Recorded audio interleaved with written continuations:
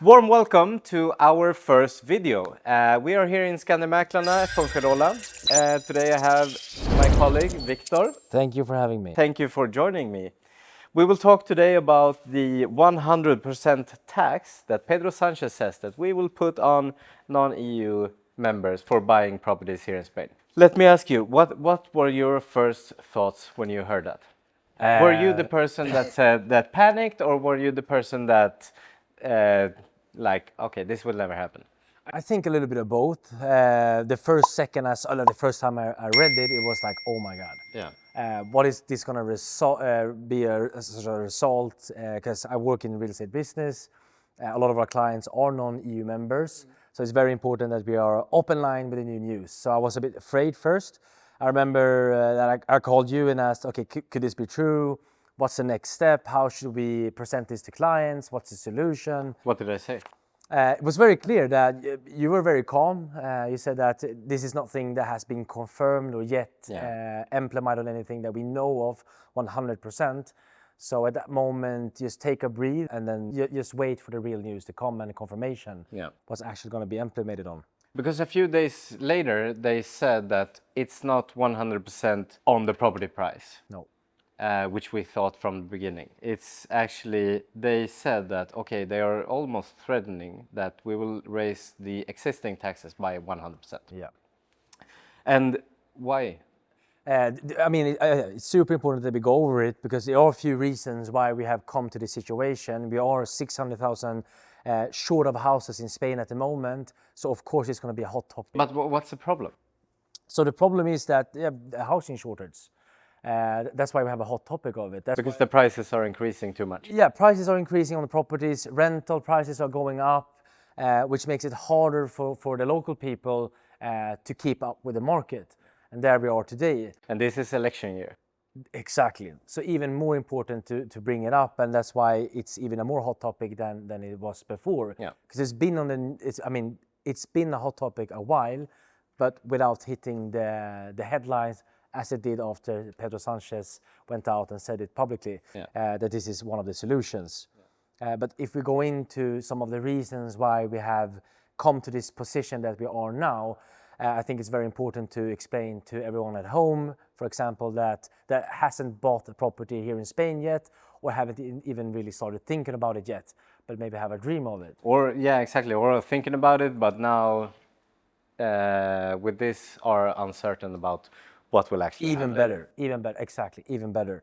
So if we go over some of the reasons that we have seen in the real estate business going back to COVID, because I think that's a good starting point of the market changing in the way that it did, because it was sort of a restart in the market.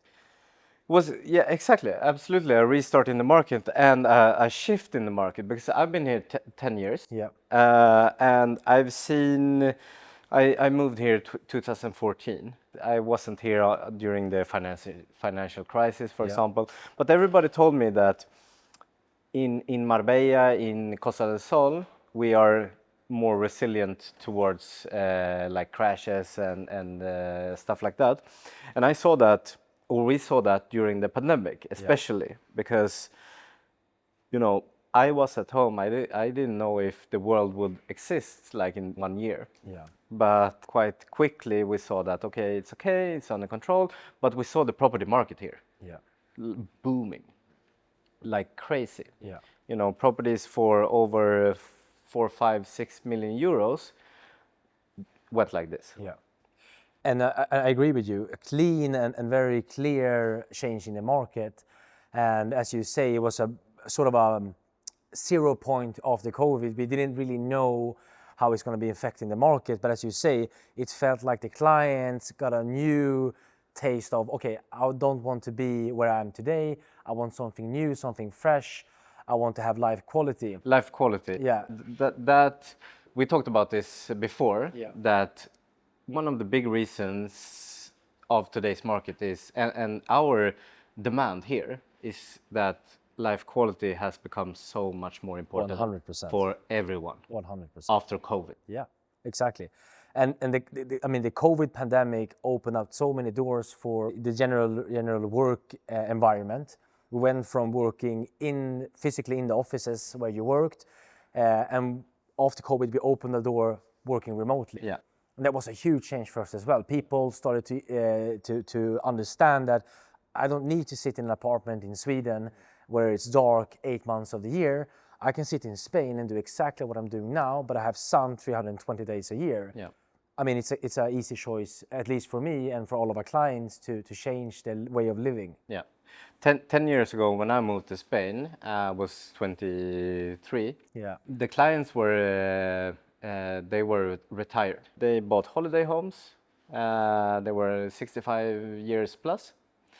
That was the average buyer. Today, we had a client earlier this year, 21 years old. Yeah. You know, people are moving here. Yeah. Much more than they were like 10 years ago. Exactly, and not just the younger people, but also families.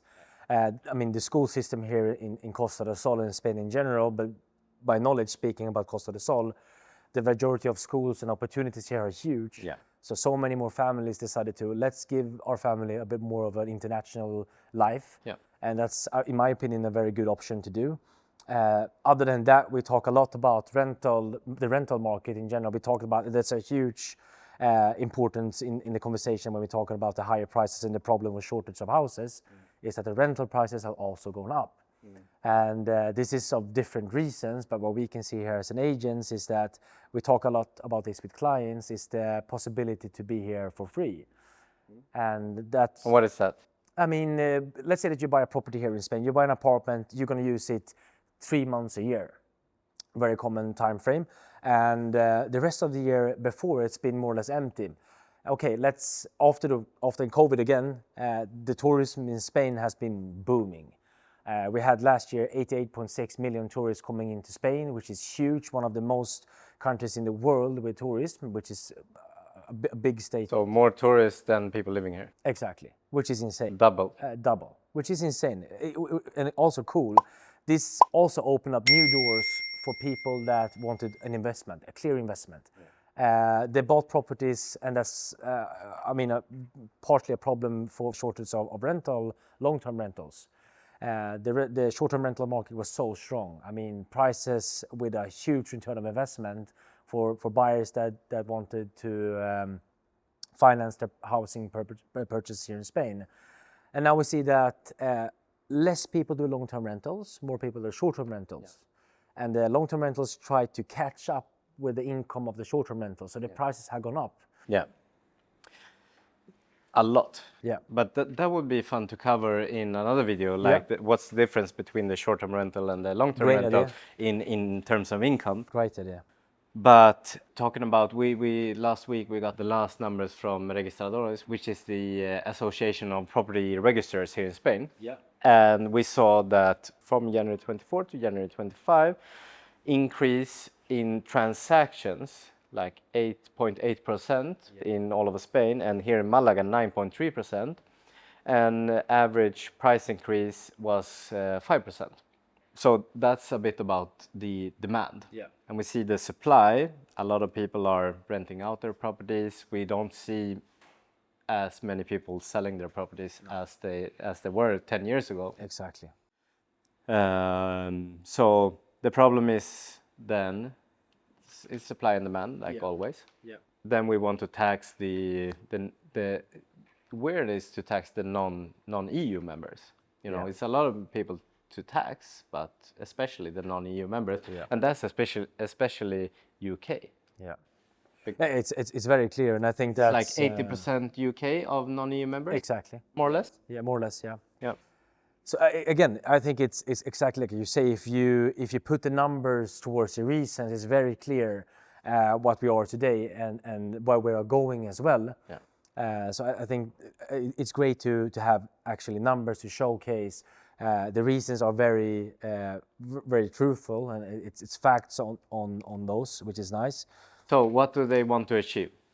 Okay, so the goal of the achievements from Pedro Sanchez in this case is to get less of the international buyers to come here. It must be that. Yeah, it seems the or less people buying properties that are empty. Yeah, You know, because otherwise the properties could be lived in by us locals. Yeah.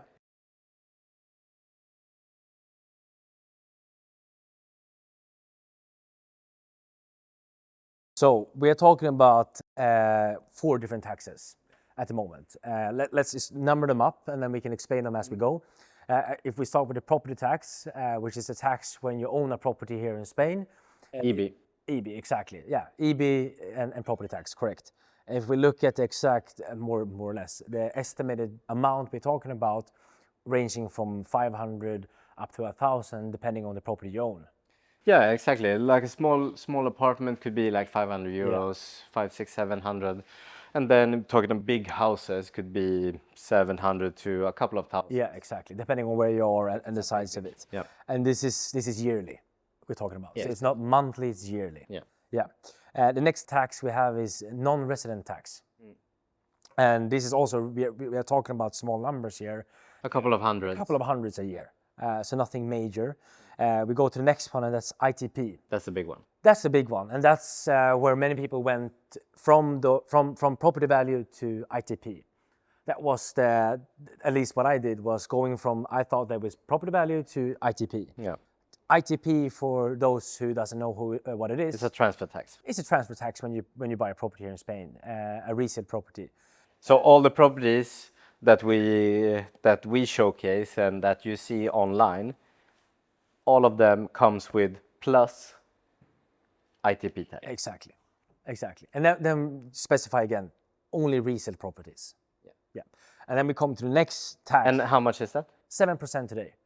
Here in Andalusia. Here in Andalusia, exactly. Yeah. For example, in Comunidad Valenciana, it's 10%. Yeah. But yeah, here 7% on top of the price. Exactly. And then, as we're speaking about, we come to the tax for new developments. And today it's 10%. Yeah. And it's VAT. Yeah. Exactly. So Plus stamp duty, 1.2%. So this would mean, if we count on it, we are talking about the taxes as we talked about now, going over them. For example, the IBE, if we summarize down that, if you own a property here, own an apartment, for example, in Mijas, Fuengirola, or Marbella, Old Town, whatever it can be, going from maybe 500 euros a year, you're going to 1,000 a year. Look to the next one, non-resident tax. Let's say that you pay 400 a year, you're going to pay 800 a year. ITP, you pay 7% on resale properties. Instead, you're going to pay 14 here in Andalusia. And then we come to the VAT for the new developments. You're going to pay 20% in VAT and 2.2%, sorry, in stamp duty. Exactly. And over again, what does Pedro Sanchez want to achieve with this? Increase the amount of speculators buying properties here in Spain. Decrease. Yeah, decrease. Sorry, decrease, yeah. Exactly. So if he would hire the EB, Yeah. do you think that would make an impact on the property market? Like, I mean, do you think people would not buy? If I ask you then, you are living in a country, for example, as Sweden, I wouldn't care. No. Easy as that. You wouldn't care. No, if it's 500 euros or 1,000 euros a year. I mean, yeah. Maybe 1, 2, 3 buyers. Exactly. Yeah. And the non-resident tax, the same. Even less, yeah. The ITP and the VAT. Then we're starting to. Depending on the purchase price, of course, it can be a lot of money. It is for all budgets, really. But still, if you ask me, and if I just go from experience from our clients, they still would have bought. But let's say 1 million euros to make it easy. Then it's 7%. Yeah. That's 70,000 euros. Yeah. And increasing that by 100%, it would be 140,000 euros. Yeah. People that wants to buy, they will still buy. They will still buy, but absolutely 100% sure, there are some who wouldn't. Of course, yeah. Like with every changes come people that doesn't like it and agree with it, and of course that will come with losing. Decreasing a few of the buyers that actually would be affected. And the thing is that if they want to decrease the buyers, the speculative buyers, then they need to raise the ITP or the VAT, the big ones. Yeah. You know, because the IB and the non-resident tax, that wouldn't make a difference. No. So if their purpose is to reduce the amount of non-EU speculative buyers, then we are talking about the big numbers, the ITP and the VAT. Yeah. So doing the numbers, and this is just our opinion, but 3% of all the purchases in Spain are non-EU members. Yeah.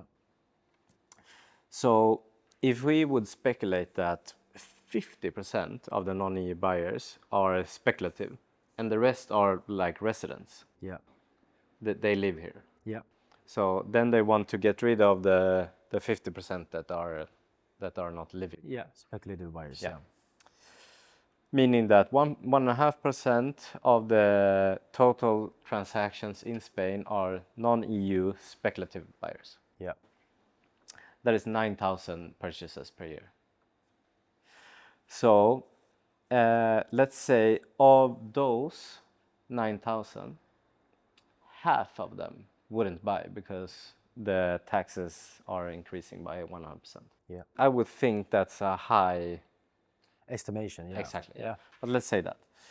That would reduce the number of speculative purchases by 4,500 transactions per year. Yeah. And into context, what did you say the shortage of properties? 600,000. 600,000. So we would, by this, reduce 4,500 transactions per year. And in total in Spain, we have around 650, 640,000 purchases per year. Yeah. Foreign purchases, there are 90,000. It's 15% of the total. Purchases made by non-residents are 45% of foreign buyers. Yeah. Meaning that 55% of all foreign buyers are people like us, residents here. And purchases made by non-EU buyers are 20,000. So that's quite a lot. It's 20% of the total foreign buyers. Yeah. If we would reduce 50% of the non-EU speculative buyers, that would mean that we would reduce 4,500 purchases. Yeah, and that's being counted in with the speculative buyers. Exactly. And I think it's important now when we crush the numbers a little bit, go down to the actual truth of it, at least in our opinion, in our point of view. I think it's very clear that this is not the most effective way to solve a problem. And if you, as we talked about before, 80% of today non-EU members that buys property in Spain are the UK buyers. And UK buyers have always been the biggest buying group in Spain. Yeah. And they are super important towards the tourism here in Spain. Of course, yeah. So I have very hard to believe that they would do something like this. Yeah. Towards like a specific group of 100%. I think we both can agree if we summarize everything in the conversation, talking about all of the aspects. I think it's very easy to say that both of us have a hard time saying that this will be implemented in any sort of way. I think it's no chance. Yeah, you see, So even no that, chance that this will happen. It's like we said in the beginning. It's election year. Yeah. This is headlines. Yeah. And this is Pedro Sanchez want second chance of moving his position forward in the politics of Spain. Yeah. But this won't happen. No, again, and this is for all of our clients and new clients, hopefully in the future, that look at this to have a clear picture on the market today. What is the actual numbers? What is the actual market? And what is the reason for us being here at the moment? And after hearing the statement that he did, what's our opinion on it? So I think our message, our gathered message from us is that we still think it's a great time to invest in property in Spain. And not only to invest, but I think everybody knows that, and I think Pedro Sanchez wants to he wants to tone it down Yeah. because everybody, the demand and the place we're living in is so good, Yeah, very desirable. but we don't have the supply. No. It comes down to a political question, more or less, and I think that what we can provide you with from our side is numbers and experience. Yep. So yeah, let us please know what you think. Are we reasonable about what we think? What do you think? And if you want to see more of us and more videos like this, please let us know. And also let us know what we should talk about. This was fun for me, at least. Very fun for me as well. Like Gustav said, it's new for us. So have some patience with us as well. We are learning as we go. And yeah, if you have any questions, drop it in the comments. And we're happy to answer it in a different video. Yeah. All right. Thank you so much.